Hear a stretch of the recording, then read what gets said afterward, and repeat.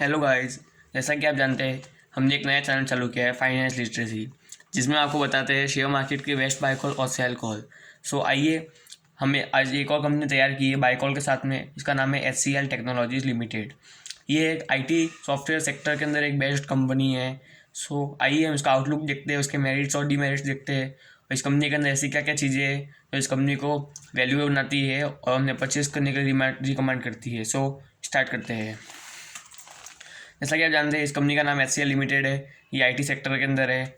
आप इधर देख सकते हैं कंपनी एसेंशियल्स। तो हमने कंपनी एसेंशियल्स के अंदर देखा है, इस कंपनी का मार्केट कैप है अराउंड 2,53,849.80 करोड़, जो इस सेक्टर के अंदर थर्ड लार्जेस्ट कंपनी है ये वाली। इसका आप एंटरप्राइज वैल्यू भी देख सकते हैं, 2,52,000 करोड़ के करीब है। इसके नंबर ऑफ शेयर मार्केट के अंदर 2,271.37 करोड़ है। इसका PE रेशियो आप देख सकते हैं, ये बहुत इंटरेस्टिंग वैल्यू है। इसका PE करंटली ओनली 25.81 है। जैसा कि आप जानते हैं, PE रेशियो हमको फाइंड होता है शेयर उसकी करंट प्राइस को डिवाइड EPS करके। तो आप देख सकते हैं इसका PE ओनली 25.81 है। और आप सोचेंगे ये PE भी ज़्यादा है, पर आप देख सकते हैं कि IT सेक्टर के अंदर जितनी भी कंपनियाँ हैं उनका PE आपको ज़्यादा ही मिलेगा। नेक्स्ट बात करते हैं हम PB वैल्यू की। PB वैल्यू से हमें ये पता चलता है कि कंपनी अपने बुक वैल्यू से कितना ऊपर है। तो ये कंपनी अपने 6 गुना बुक वैल्यू से ऊपर है। आप देख सकते हैं, आप फेस वैल्यू उसका 2 रुपीज़ है। फिर आप देख सकते हैं इसका डिविडेंड यील्ड, मतलब कंपनी अपने पर शेयर को कितना डिविडेंड देती है परसेंट के अंदर, तो ये 0.86 है। नाउ देख सकते हैं बुक वैल्यू उसकी 153.74 रुपीज़ है। इस कंपनी के पास कैश अवेलेबल है 1,291 करोड़ रुपीज़। इसके ऊपर डेट ओनली 178 करोड़ है, जो आप सोच सकते हैं कंपनी एकदम वर्चुअली डेट फ्री है, क्योंकि इसके लिए कैश चुकाना बहुत आसान बात है। इसके पास भी कैश भी इतना अवेलेबल है। नाउ देख सकते हैं प्रमोटर होल्डिंग 60.33%। ये बहुत इंटरेस्टिंग चीज़ है इसके अंदर। जिस कंपनी के अंदर प्रमोटिंग होल्डिंग ज़्यादा होगी वो कंपनी उतनी ज़्यादा एट्रैक्टिव होगी, क्योंकि ये अपने कंपनी के प्रति फेथ डेवलप करती है।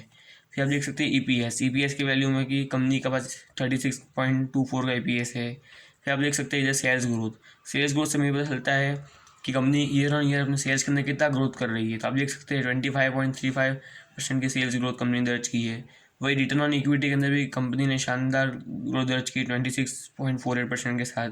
फिर आप देख सकते हैं रिटर्न ऑन कैपिटल एम्प्लॉयड, उसके अंदर भी कंपनी ने 33.59% की ग्रोथ दी है। फिर आप देख सकते हैं प्रॉफिट ग्रोथ के अंदर भी कंपनी ने ईयर ऑन ईयर 27.51% के साथ ग्रोथ दिखाई है। सो आप ये देख सकते हैं कंपनी का स्टार रेटिंग। सो इससे मुझे पता चलता है कि कंपनी की रेटिंग क्या है। तो ओनरशिप के लिहाज में कंपनी के पास 4.5 स्टार है। So high level belief in company's potential exhibited by insider, बहुत अच्छी बात है। वैल्यूएशन के मामले में भी कंपनी को 4 स्टार मिले हैं। फाइनेंशियल मामले में कंपनी को 3 स्टार मिले हैं। एफिशिएंसी के मामले में कंपनी को 5 स्टार मिले। तो रेटिंग के मामले में भी कंपनी बहुत बेटर है। अभी हम देख सकते हैं इसके वैल्यूएशन चार्ट के बारे में, इस कंपनी का चार्ट क्या रहा है। फिर इसके PE देख सकते हैं आप।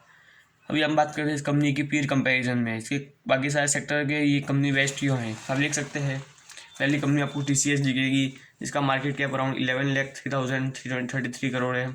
ये लीडिंग कंपनी है।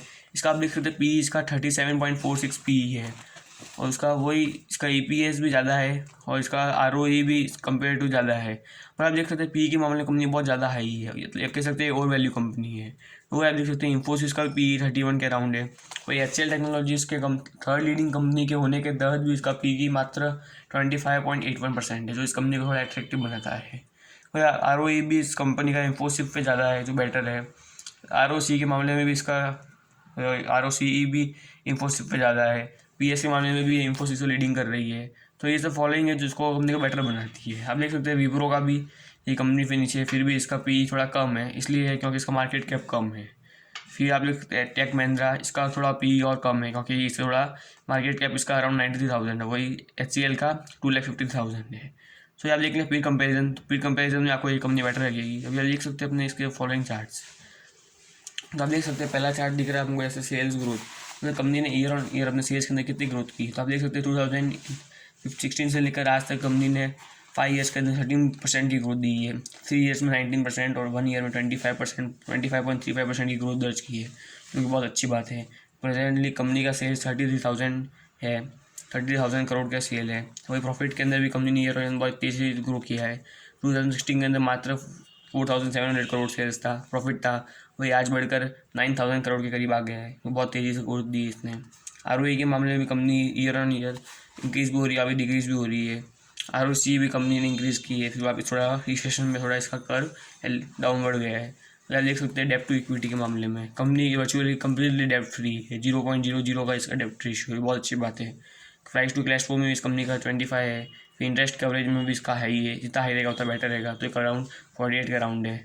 अभी आप देख सकते हैं इसमें होल्डिंग क्या है कि कौन से सेक्टर ने कितनी कितनी होल्डिंग रहेगी इस कंपनी में। तो आप देख सकते हैं इस कंपनी के प्रमोटर की हाईएस्ट होल्डिंग है, जो बहुत बड़ी बात है। जितना प्रमोटर ज़्यादा होल्डिंग होगी उतना कंपनी के प्रति लोगों का विश्वास और फेथ बढ़ेगा।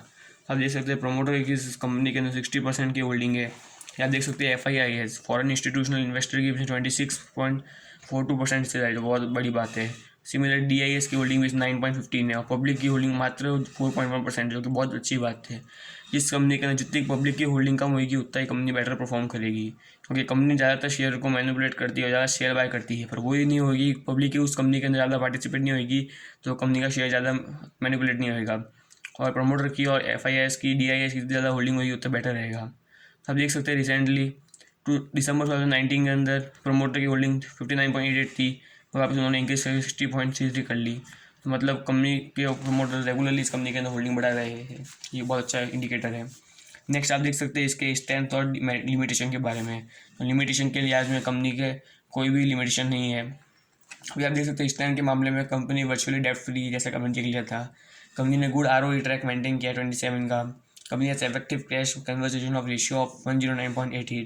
कंपनी हेल्थी ऑपरेटिंग मार्जिन, ये सब आप देख सकते हैं कंपनी की स्ट्रेंथ है।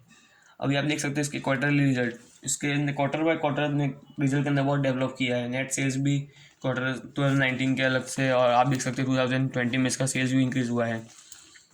तो ये तक क्वार्टर रिजल्ट। अभी आप देख सकते हैं प्रॉफिट एंड लॉस स्टेटमेंट, इसका एनालिसिस बहुत इंपॉर्टेंट है। तो आप देख सकते हैं 2016 से लेकर 2020 तक कंपनी ने बहुत ही अच्छा अपने प्रॉफिट एंड लॉस स्टेटमेंट को मेंटेन किया और बहुत हेल्थी बनाया है। 2016 के अंदर कंपनी का सेल्स मात्र 13,434 करोड़ था, जो कि आज 2020 के अंदर 32,606 करोड़ हो गया। तो आप देख सकते हैं कंपनी ने डबल ज़्यादा सेल्स बढ़ाया है। फिर आप देख सकते हैं अदर इनकम के मामले में भी कंपनी का थोड़ा कम हुआ है। फिर आप ऑपरेटिंग प्रॉफिट के अंदर भी कंपनी ने ईयर ऑन बहुत तेज़ी से ग्रोथ दिया है। फिर आप लास्ट में देख सकते हैं कंपनी का नेट प्रॉफिट। नेट प्रॉफिट बहुत इंपॉर्टेंट है हमें, ये फाइनल प्रॉफिट होता है जो कि सारे टैक्सेस डेप्रिसिएशन को एक्सेप्शन आइटम को माइनस करने के बाद में मिलता है। तो कंपनी का नेट प्रॉफिट 2016 के अंदर ओनली 4,719 करोड़ था, जो कि आज बढ़कर 2020 के अंदर 8,969 करोड़ हो गया है, जो बहुत तेज़ी से बढ़ा है। फिर आप EPS भी कंपनी का रेगुलरली इंक्रीज हो जा रहा है। 2016 के अंदर 16 था, जो कि आज 2020 के अंदर 33 हो गया है। फिर आप देख सकते हैं बैलेंस शीट भी कंपनी की बहुत मजबूत है। इसका रिजर्व 2016 के अंदर 21,000 के करीब था, जो कि 36,000 के करीब हो गया है। कंपनी की बोरोइंग भी बड़ी है 2020 के अंदर, पर ये रिसेंट कारण के कारण हुआ था, पर ये कंपनी के लिए बहुत छोटी बोरोइंग है जो कंपनी अपने चुका सकती है आसानी से, कोई बड़ा अमाउंट नहीं है। फिर करंट लाइबिलिटीज़ भी कंपनी की 13,000 करोड़ हुई है। पर आप देख सकते हैं करंट लाइबिलिटीज़ की कंपेरिजन में करंट एसेट्स कंपनी के बहुत हाई है। कंपनी के करंट एसेट्स अराउंड है 23,000 है, जो कि इसमें करंट रेशियो भी बहुत अच्छा बनता है। तो ये कंपनी की बैलेंस शीट भी बहुत मजबूत है। टोटल एसेट्स भी कंपनी के पास 51,000 एसेट्स है, बहुत तेज़ी से इंक्रीज़ हो रहा है। फिर आप देख सकते हैं इसका कैश फ्लो स्टेटमेंट भी बहुत अच्छा है।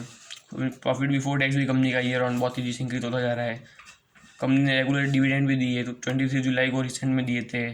फिर कंपनी ने 24 जनवरी 2020, 31 अक्टूबर 2019, मतलब कंपनी रेगुलर डिविडेंड भी देती जा रही है।